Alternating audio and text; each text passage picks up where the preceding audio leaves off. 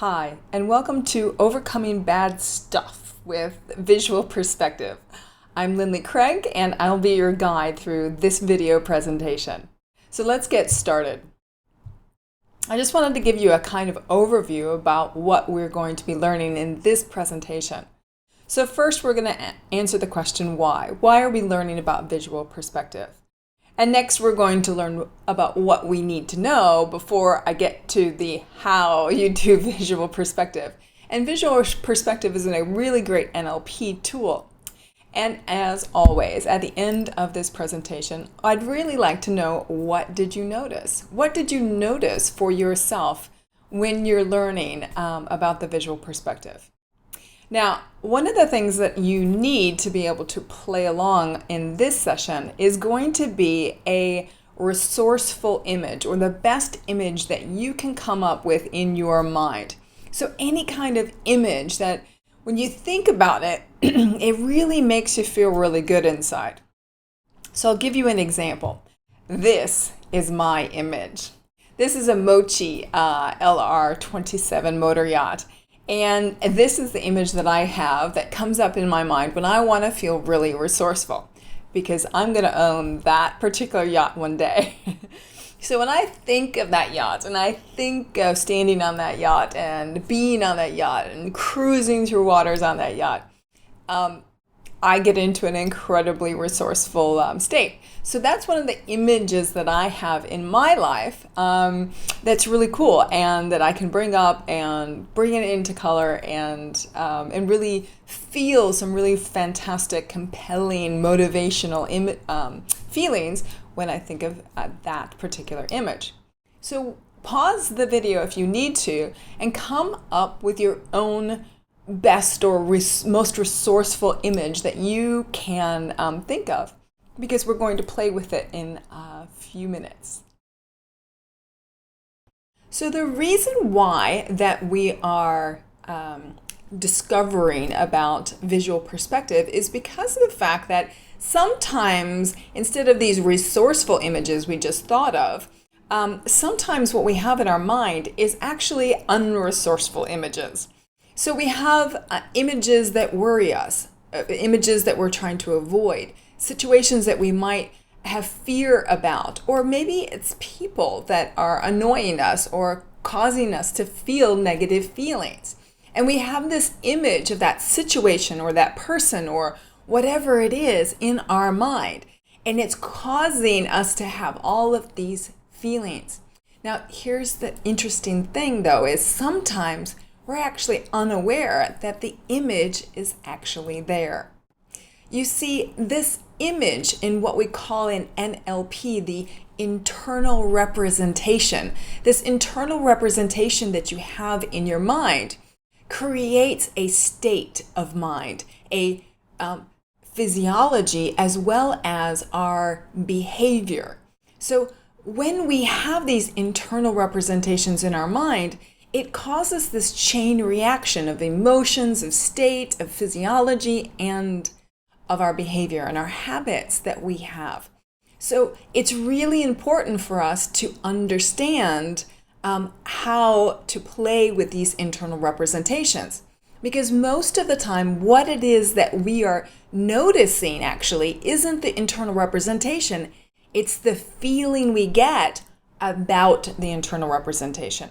So we have to understand, okay, I feel this feeling. What is it that's going on in my mind? What am I picturing? What am I imagining that could be causing these things? Now, some people would be saying at this point in time, well, I don't actually have images. I don't actually visualize things. And I'm going to kind of challenge you on that, because we all have to have a visualization. Otherwise, you'd never be able to find your house or your apartment or wherever it is that you live, because you have to be able to visualize buildings or what have you and compare them in your mind to what's the right one and what's the wrong one. So visualization occurs in everybody. It's also like if I say, don't think of a cat, and all of a sudden you have an image of your cat in your mind. You can't help but have it. And then the question I always ask after that is, what color was the cat? So some people say it's dark, and some people say it's a black cat, or some people say it's like a cartoon character cat or something like that. Now, this imagery always occurs. So for some people who believe that they're not so visual, it's your ability to take this exercise that we're doing on visual perspective and utilize it to your benefit to practice getting more in tune with your visualization ability. Because we all have it, and sometimes we're just not using it, or we're not noticing or we're not allowing ourselves to be in control over it. So something for you, if you have a problem with visualization, to take out on board as your challenge for this video session. So what do we need to know before we start playing with internal representations and our visual perspective tool from NLP? Well, the first thing we need to understand is how our brain processes information, because there's a very particular point that I need to make before we get into visual perspective. So I'm going to teach you about submodalities. But before I get into that, I kind of have to start at the beginning. So when we look at how we process information, we receive information from our five senses. So our visual sense, the V represented here, our auditory sense, the A, our kinesthetic sense, our touch and what we feel emotionally inside, as well as our olfactory sense, our O, and our G, gustatory sense.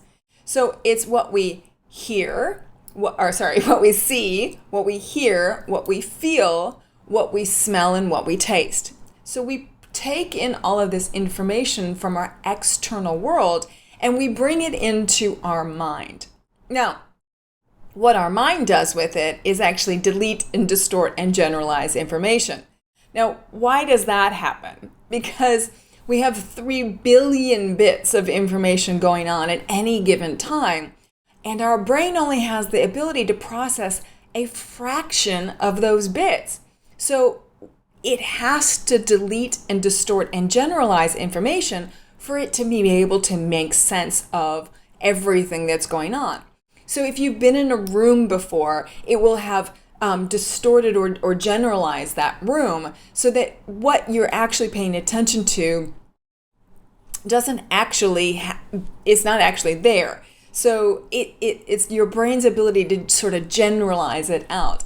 And it also deletes information. So there's all sorts of videos online that you can see about, you know, the ape that walks through or the gorilla that walks through a group of people. And just by focusing your attention on something that's happening, you don't even actually see the gorilla walk through.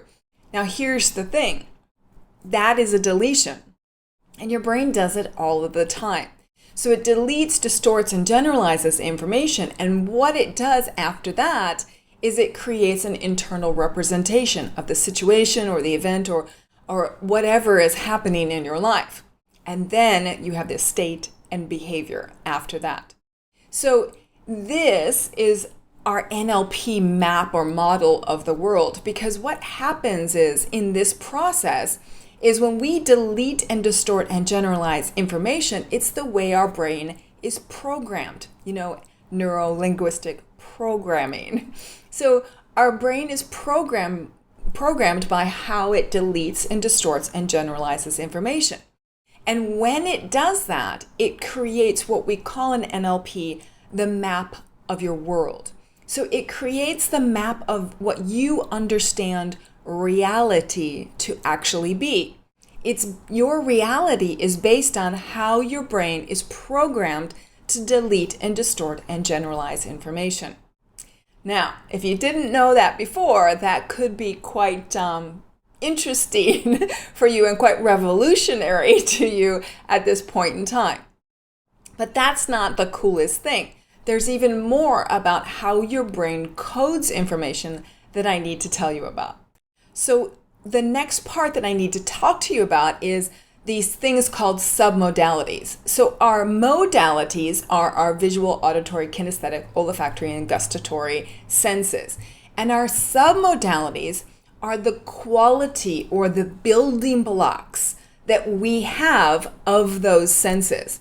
So what they are is the ability for us to structure our experience, the ability to understand things in our life. So our submodalities give us the difference between certain things.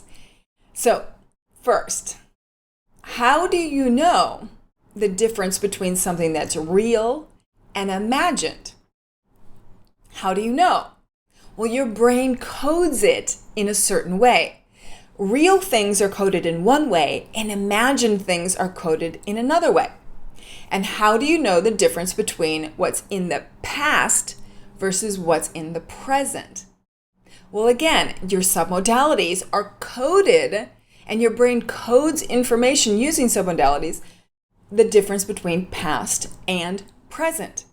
Now, these are the things that our brain does. So it does it with another thing, which is what we believe to be true, our certainty of things that are true. So our brain codes things that are true versus not true in our minds, and they code them differently. So wouldn't it be really interesting if you knew the codes for real and imagined, or past and present, and what's true and what's not true? Wouldn't it be interesting to know that? Well, this is what you need to learn before we get into visual perspective. Now, these submodalities aren't anything new. They're not in the most amazing thing that NLP created in history. Actually, Aristotle had these kinds of things in his own work. And he called what I'm about to teach you the 5 sensibles. So we in NLP call them drivers of our submodalities, our submodality drivers. And Aristotle called them the 5 sensibles. So they've been around for ages. And so this is nothing really new in the world.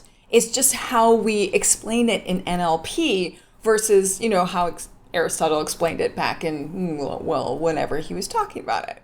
So now remember that our submodalities, by changing things in our submodalities, we will be able to change our experience. So this is why we want to learn this, because we're going to use it in visual perspective. So let's learn more about the submodalities and the drivers of the submodalities that can really make a difference about how we code our experience in our minds.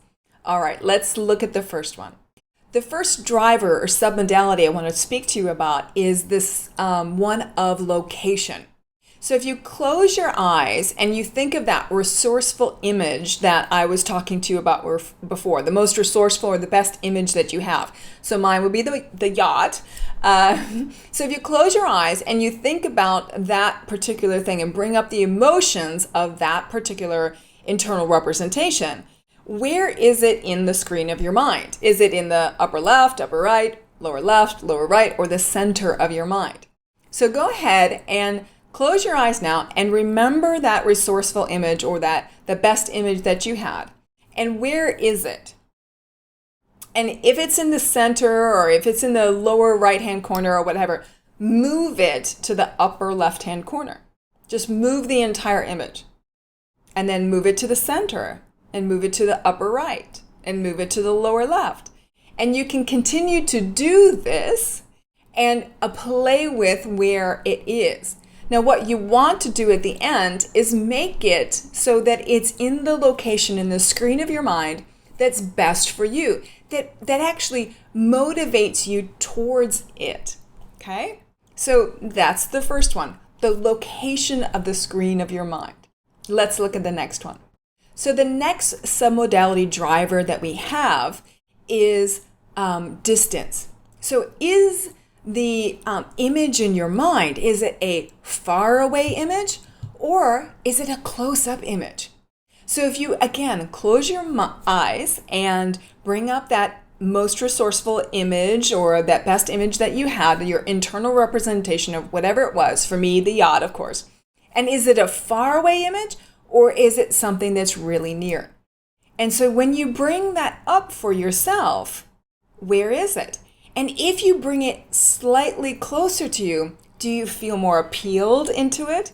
And if you push it a little further away, does it feel like it's getting too far away? So where is it that it feels best for you?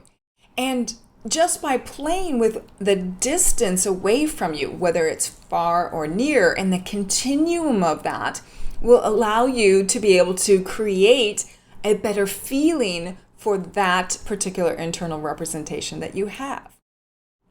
Let's look at the next driver. So the next driver is brightness. So is your image that you have, your internal representational image of this really good resourceful thing or this resourceful image that you have, is it really bright or is it more kind of dim? Is it that kind of sort of dim and there's not a lot of light in it, or is it really bright?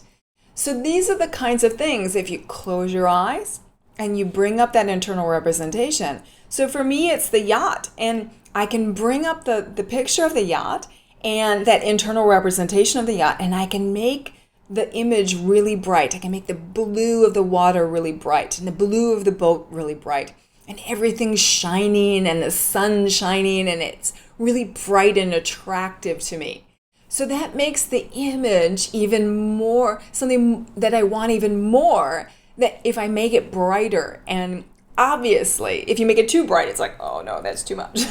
But there's a level that each of us has that it's the image makes it really great versus that it's not so great. So if you had a dim image before, make it a little brighter and see how the feelings change for you when you do that. So let's look at the next driver. All right, the next driver is association or disassociation. So what we mean by this in NLP is, are you associated, which means are you seeing through your own eyes, hearing through your own ears, and feeling the feelings in your image? So are you actually seeing it through your own eyes as if you're actually in it? Or are you disassociated, which means you're seeing it in the image of your mind as you being in it. So you can see yourself in it. And so it's almost like you're watching yourself like on a movie screen. So that's disassociated. And it's very kind of important to understand the difference between these, because sometimes if we close our eyes and bring that image back up and we go, okay, I'm disassociated from my image of my yacht. But what happens if I'm associated? So now I'm not looking at the yacht and looking at me on the yacht. I'm actually in the yacht. I'm actually experiencing being on the yacht and walking through the yacht with a glass of champagne in my hand. And that experience for me is better when I'm associated into that picture. Does that make sense? So check for yourself, is your image associated or disassociated for yourself? Our next NLP submodality driver is the difference between black and white or color. So are you experiencing your resourceful image as something that's black and white, or is it color? And if you close your eyes and if it's black and white, make it color and see how that changes your feelings about that. And if you have it already color, make it black and white and notice what you experience. So you obviously want to leave it back into the place where it's the most appealing to you, as it is your most resourceful image. So you want to use that to be able to make it the most appealing for you. And at the same time, notice the difference between what happens if you make it black and white or make it color, and making those colors maybe even more vibrant. Okay, fantastic. So that's our fifth driver. And as I said, Aristotle called them the 5 sensibles. So those are the 5 sensibles that Aristotle originally used way back. So this is nothing new. NLP, of course, models excellence. All right, so how does all of this relate to this thing that we are talking about, this NLP tool called visual perspective? So some modalities, if you think about them this way, You have all of the ingredients from your visual, auditory, kinesthetic, olfactory, and gustatory. Those are kind of like your ingredients that you have to create these internal representations in your life. And your submodalities are not only the quantity of those ingredients, but also the quality of the ingredients that you use. The better the ingredients, the better the exact quantity of the ingredients that you have, the better result you're going to get. If you use all the best ingredients to make your cake, then your cake is going to be the best that it can be. And we'll have strategies of how we use all those ingredients. So we want to learn how to use the best quality ingredients in the right quantity. And this is going to help us in our visual perspective, because we're going to start creating internal representations that help us overcome bad stuff. So let's get started. Oh, before I forget, there's one more thing that I need to tell you about, and that's the fact that submodalities come up in our language all the time and you weren't aware of it before. And now I'm going to make you consciously aware of it so you can hear it in your daily language or in other people's language. So have you ever heard somebody say, "Oh, I take a dim view of that"? Dim view. So this is a submodality of a visual predicate or a visual word that we're talking about. Or what about hazy details? Oh, the details are kind of hazy to me. I don't, hazy details. It's like the picture isn't very clear. And what about keep up the pressure? Keep the pressure up. This is a kinesthetic submodality. We're talking about the quantity of pressure, right? That this is what we've been talking about. And it comes up in our regular language. And what about you have a strong grip on the situation, right? That's again a quantity of submodality on a kinesthetic experience that we have. Isn't that cool? So it comes up all the time. And now you can start listening for those things in your language as well as in other people's language. All right. So sorry, I almost forgot that one, but let's go on to our visual perspective now. So in our visual perspective, we're going to first start with a troubling image. Now, whatever that troubling image for you is, that is the image that we're going to start with in the exercise. And you're going to experience that image and understand and go back and feel the feelings of that image when you think about it. Because we want to kind of calibrate that, yes, you can experience it, and yes, it's there, and yes, that kind of feels bad. And so we want to kind of understand that first before we go on to the rest of the exercise. We don't want to kind of push it away. We want to experience it and know, okay, if we're going to change this, we want to know what it starts out with. So when we change it, we know that it actually changed. That's kind of cool. All right. So for me, the image that you see here is me in the Maldives. It's not actually me in the Maldives. It's the area in the Maldives where I kind of almost drowned and had like a panic attack in the ocean.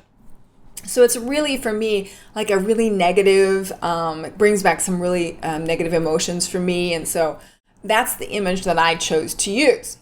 Now, the next step of the visual perspective is you're going to come up with 4 different pictures. And those pictures are resourceful and things that when you think about, you feel really resourceful and really, really great about. So you're going to pick 4 of them, and we're going to put them in a collage in the screen of our mind. Okay?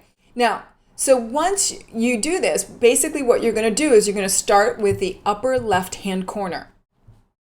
Now, the upper left-hand corner, you're just going to create an image, and you're going to have the image as it normally is, not with your bad image, but just the image of your first resourceful place, your first resourceful state. And you're going to close your eyes, and you're going to go into that resourceful state. And then whatever image comes up, you're going to move it into your upper left-hand corner of the screen of your mind. So that's really important to know, because that's one image in the upper left-hand corner. Then you're going to move on, and you're going to create another image of another time when you really felt really resourceful or has really great feelings about it, and you're going to create it in the upper right-hand corner. Then another one for the lower left and another one for the lower right. So you have this entire collage. You'll create each individual scene differently in separate steps, and then you're going to create this collage of them, so that when you put your negative image into that collage, just touching the four corners, that you're going to experience how it is that NLP works.